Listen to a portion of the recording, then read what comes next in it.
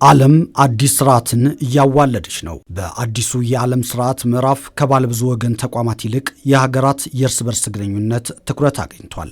የውጭ ግንኙነት ጠቢባን ጉዳዩን ሲያብራሩ ከተቋማት ይልቅ የሀገራት የእርስ በርስ ግንኙነት ፍላጎትን ለማሳካት ቁልፉ መንገድ ተመራጩ ሆኗል ይላሉ።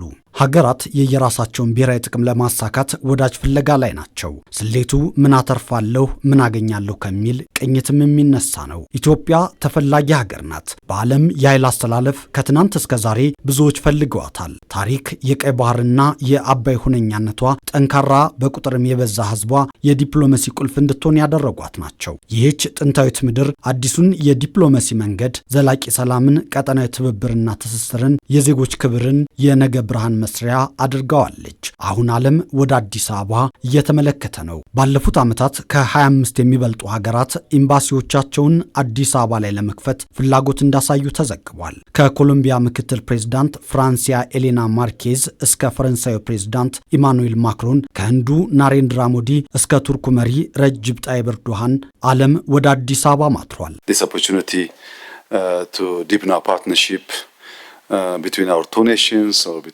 ይህ ዕድል በሀገራቱ መካከል ስላሉ የጋራ ጥልቅ አጋርነቶችን የሚያሳድግ ነው። ምክንያቱም ሲንጋፖር በመልካም አስተዳደር የረዥም ጊዜ እቅድና ዘላቂ ልማትን ዋጋ ባለው መልኩ በማስኬድ ለውጥ ላይ መሆኗና እኛም በተመሳሳይ መንገድ መሆናችን ነው።